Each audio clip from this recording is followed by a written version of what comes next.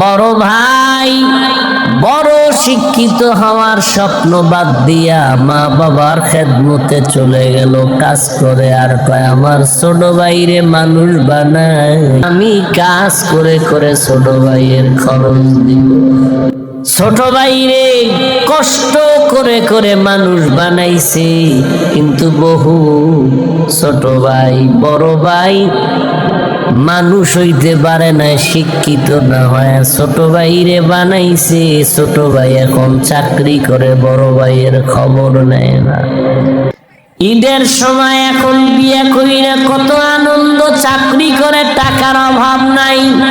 একই জায়গার এক পার্শ্বে বড় ভাইয়ের ছোট একটা ভাঙা ঘর, বড় ভাইয়ের ভাঙা ঘর আর ছোট ভাইয়ের ঘরটা ছাদ দেওয়া বিল্ডিং। ঈদের বাজার লইয়া এখন গোপনে ঘরে আইয়া স্ত্রীরে কয় জামা কাপড় গুলো সন্তানের দাও তুমি নাও। বড় ভাই তো জানালা দিয়া তাকায় দেখছে ছোট ভাই আসছে, কিন্তু বড় ভাই রে জিগায় না। বাচ্চারে কি আর কন্ট্রোলে রাখা যায়? ও দৌড় দিছে, কাকা আছে, দৌড়াইয়া গিয়ে দেখে ওর চাচতো ভাই নতুন জামা পইরা কত আনন্দ করে। ও একটা দৌড় দিয়ে কয় আব্বু আমারে জামা দিবা গো। বাবা এই কথা শুইনা চোখের পানি ছেড়ে কান্না করে আর বুকে জড়ায় কয় বাবা কাঁদিস না, আল্লাহ যেদিন তৌফিক দিবে সেদিন তোরে জামা কাপড় দিবে। এমন নিমক হারাম বড় বাইরে জিগায় না, কোনো খোঁজ খবর নেয় না, কিন্তু বড় ভাই বাবার সমতুল্য, এত দূরে দূরে রাখে বড় ভাইরে ছোট ভাই। হঠাৎ করে রাতে 3টায় টেলিফোন আসছে, কে তুমি? বলে ভাইয়া আমি তোমার ছোট ভাই। এই রাত্রে কেন ফোন? আমারে চৌরাস্তায় একদল গুন্ডারা আমারে ধরছে। ভাই কাঁচা ঘুমের মধ্যে একটা লাফ দিয়ে দৌড় দিছে, আয় দাঁড়া আমি আসতেছি। বড় ভাই কষ্টের কথা মনে রাখে না, একটা দৌড় দিয়া সামনে গিয়া এভাবে হাত বের করে বুকটা দিয়া কয় যত মার মারতে চাও আমারে মার, আমার ছোট ভাইয়ের গায়ে হাত দিবি না। কারণ ওর প্রস্রাব আমি গায়ে লাগাইছি, ওর প্রস্রাব আমি গায়ে লাগাই ওরে বড় বানাইছি, না খাইয়া ওরে খাওয়াইছি। আমারে মার, ওরে মারবি না। তাহলে ভাই ভাইয়ের জন্য কতটা আপন আল্লাহ বুঝায় দেয়। কিয়ামতের দিন এত কলিজার আপন ভাইটাও কোনো পরিচয় দিবে না, পালাতে থাকবে। বলে মা বাবা তো আরো দূরে। ও আল্লাহর বান্দারা, ইউসুফ আলাইহিস সালাম ভাইদের ষড়যন্ত্রে পড়িয়া বাবার থেকে আলাদা হয়ে গেল। সবাই বাবারে খেলার নাম বইলা ইউসুফ নবীরে নিয়ে গেল। বাবায় ছাড়তে চায় না, কিন্তু কলে কৌশলে আটকাইয়া যখন নিয়ে যায় ইয়াকুব নবী চোখের পানি ছেড়ে কান্না করে। আবার চোখের আড়াল থেকে যখন দূরে সরে গেল, 10টা ভাই ইউসুফের বাবার চোখের সামনে কোলে নিছে। যখনই বাবার চোখ আড়াল হয়ে গেছে তখন মাটিতে ফালায় কয়বার হাইটা যা, কোলে নেওয়া হবে না। নিতে নিতে জঙ্গলের ভেতরে এক ভাই মারে আর এক ভাইরে কয়বার তুই মার। ওই ভাইদের মধ্যে যিনি বড় তার নাম ইহুদা। বড় ভাই কয় ওরে মারিস না, ও ছোট মানুষ ওরে মারিস না। ইউসুফ বড় ভাইয়ের দিয়ে তাকায় আর কাঁদে, মারে আর কয় তোরে এখন মারতেছি, তোর কোন বাবায় ফিরাবে? যখন বড় ভাই বাধা হয়ে দাঁড়ায় গেল, অন্য ভাইরা কয় তোমারও মারো। ভাই চুপ হয়ে গেছে। কূপের কিনারায় নিয়ে জামা খুলিয়া যখন ইউসুফের রশি দিয়া বাঁধে ভিতরে ফালাবে কূপের মধ্যে। ইউসুফ নবীরে যখন ফালায় অন্ধকার ময়লা পানির ভেতরে, আমার আল্লাহ বরদাস্ত করতে না পেরে বলে, জিবরাইল যাও আমার ইউসুফের বস্ত্র জানো না খুলে জান্নাতি একটা জামা নিয়ে পরায়া দাও, আর নিচে পাথর দেও, ময়লা পানি যেন ইউসুফের গায়ে স্পর্শ না করে, ইউসুফ পাথরের উপরে দাঁড়ায় যাবে। ওরা রশি দিয়া বেঁধে যখন ভেতরে ছাড়ছে, কিছু দূর যাওয়ার পরে উপর দিয়া রশি কেটে দিয়েছে। হাম কইরা পইরা পাথরের উপরে ইউসুফ দাঁড়ানো, জান্নাতি জামা পরা, আর আলো তো লাগবে না। ইউসুফ নবীর চেহারায় পুরো অন্ধকার, খুব আলো হয়ে গেছে। সবাই চলে গেল, কৃত্রিম রক্ত লাগায় বাবানে ধোকা দিছে। আপনারা জানেন বাবায় তো বুঝে ফেলছে, আল্লাহ স্বপ্ন যোগে আগেই জানায় দিছে এই ষড়যন্ত্র চলে। বাবায় বলে না 10 ভাইয়ের কারণে ষড়যন্ত্র। সবাই আনন্দে আছে, ইউসুফের তো বাগে খেয়ে ফেলছে, কিন্তু ফাঁকে ফাঁকে ফাঁকে ফাঁকে 9 ভাই আর খবর নেয় না। বড় ভাই ফাঁকে ফাঁকে যায় খবর নেয়। ওকা বাতলা নাস্তা নিয়া ইউসুফের রশি দিয়া ভেতরে দেয়। হঠাৎ একদিন আইসে দেখি কূপের মধ্যে ইউসুফ নাই। ওই ব্যবসায়ীরা আইসে রে বালতি নিয়ে পানি উঠাবে, ইউসুফের পায়ে নিয়ে গেছে, কাফেলার মধ্যে নিছে। বড় ভাই পাগলের মতো হয়ে গেল, কই আমার ইউসুফ গেল। অন্য ভাইদের ডাক দিছে, আয় তাড়াতাড়ি, ইউসুফ তো কূপে নাই। মায়া বুঝানোর জন্য ওদের বলছে, কিন্তু ওরা যে ষড়যন্ত্র করবে তাও তো জানছে। বড় ভাইয়ের অন্তরে মায়া, এক পর্যায়ে তো তারে ইউসুফের নিয়ে গেল মিশরে। বিশাল ইতিহাস, আল্লাহ তাআলা একটা সূরা নাজিল করছেন, সূরা ইউসুফ।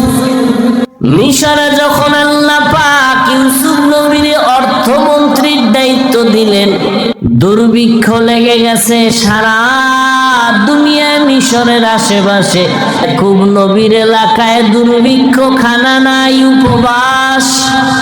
ইয়াকুব নবী কয়, যাও মিশরে ফ্রি খানা দেয়, যাও তোমরা 9 ভাই, তোমরা 10 জন চলে যাও, যাইয়া তোমরা ওই মিশর থেকে কিছু খানা নিয়ে আসো, আর কিছু টাকা ছিল পুরান টাকা, এলো নিয়ে যাও। খানা আনতে যায় মিশরে, ইউসুফ নবী সিংহাসনে আছে, দায়িত্বশীলরা খানা দেয় লাইনে দাঁড় করায়া। শাহী গেট দিয়া যখন আওলাদে ইয়াকুব যখন 10 ভাই ঢুকছে, ওরা ঢুইকাই খানার লাইনে দাঁড়াইছে, কিন্তু কেউ জানে না কারা।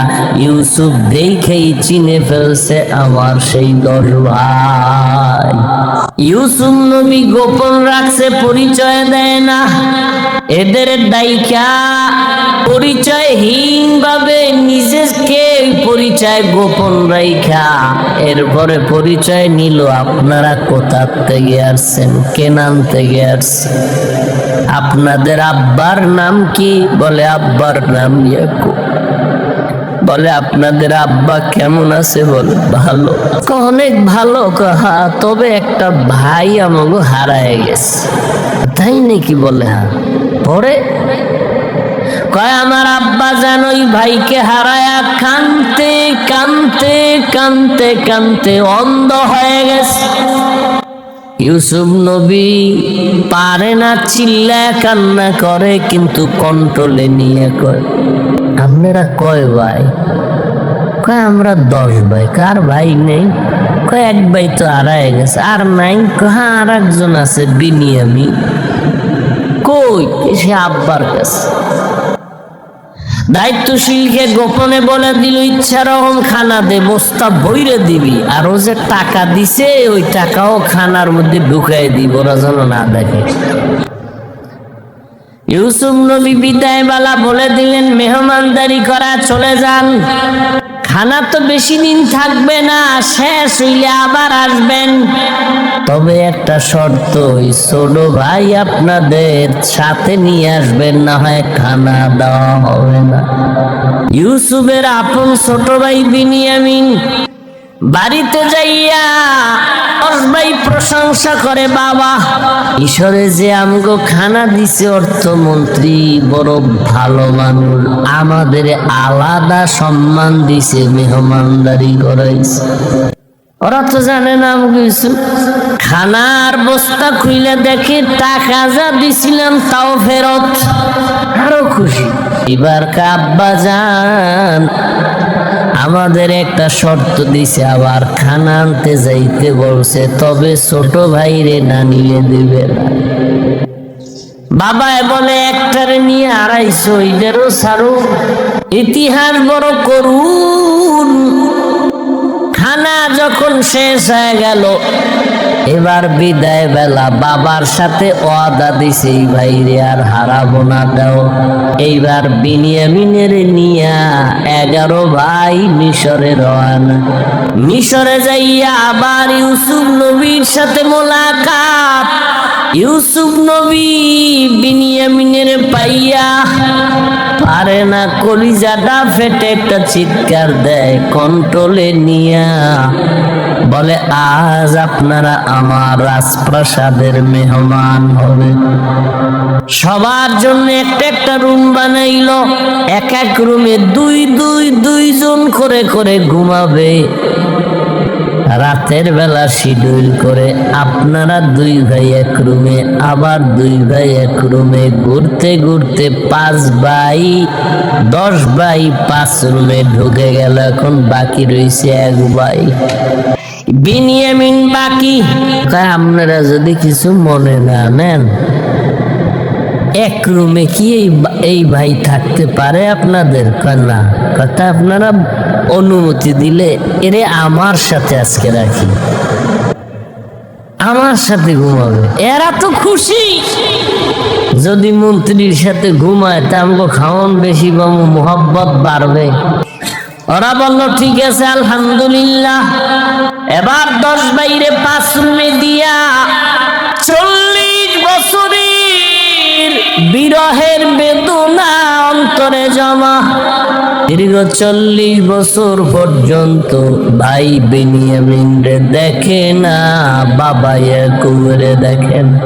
ইউসুফ আজকে কি ঘুমাবে, বাইরে রুমের মধ্যে নিয়ে কয় রে বিনিয়ামিন বল আমার বাবা কেমন আছে। বিনিয়ামিন কান্না করে ইউসুফের জন্য, দুঃখে দুঃখে বাবা কান্না করে অন্ধ হয়ে গেছে। এক পর্যায়ে ইউসুফ নবী কৌশল অবলম্বন করে বিনিয়ামিনের সাথে গোপনে সব খোঁজ খবর নিয়া বিনিয়ামিন রে ছাড়বে না, কৌশল কইরা বিনিয়ামিন রে রাখার জন্য ইউসুফ নবী রেডি হলেন। 10 বাইরে আবার খানা দিয়া বিদায় করেছেন। ইউসুফ নবী বিনিয়ামিনকে রেখে দিলেন, নিয়ম অনুযায়ী একটা কৌশল করেছেন, ওটি বলার সময় নেই। শেষ পর্যায়ে পরিচয় ইউসুফ দিয়া কয় আমারে চিনবা না, আমি তোমাদের সেই হারানো ভাই ইউসুফ। কান্নাকাটির এক অবস্থা, বলে আজ আমি তোমাদের উপরে কোনো প্রতিশোধ নিব না, যাও আমার বাবারে সালাম জানাও, আর আমার একটা জামা আছে জামাটা নিয়ে যাও, আমার আব্বা জান অন্ধ, ওই ওই জামাটা আমারে আল্লাহ জান্নাত থেকে পাঠাইছেন, কূপের মধ্যে যে জামা পরছিলাম ওই জামাটা নিয়ে যাও, আর আমার আব্বাজানের চোখের মধ্যে লাগাইলে আব্বাজানের অন্ধ চোখ ভালো হয়ে যাবে। আর আব্বাজান রে সহ আম্মারে নিয়া তোমরা এইবার সব আমার আমন্ত্রণে মেহমান হয়ে এখানে চলে আসবা। আল্লাহ তাআলা 40 বছর পেরিয়ে যাওয়ার পর মা বাবা ভাইদেরকে মিশরে পৌঁছায় দিলেন। এরে আল্লাহর গোলাম, এই ভাই ভাইয়ের জন্য যে কত মায়া কত মোহাব্বত, কিন্তু এমন দুনিয়াতে আসলাম যে ভাই ভাইকে জবাই করে এই দুনিয়াতে আমরা আসছি, জানি না মইরা গেলে আমগো ভবিষ্যৎ আর কত খারাপ হয়। কিয়ামতের ময়দানে ভাই ভাইয়ের থেকে আলাদা হবে, মা আলাদা হবে, বাবা আলাদা হবে, বন্ধু বন্ধুর থেকে আলাদা হবে। আল্লাহ বলেন ওই দিনের ভয় অন্তরে জমা কর, অন্তরে ওই ভয় জমা করিয়া যদি গুনাহ থেকে নিজেরে বাঁচাও, আমি ওয়াদা করলাম তুমি বিনা হিসাবে জান্নাতি। এই ভয়ের নাম খৌফ, এই ভয়ের নাম খশিয়া, এই ভয়ের নাম তাকওয়া।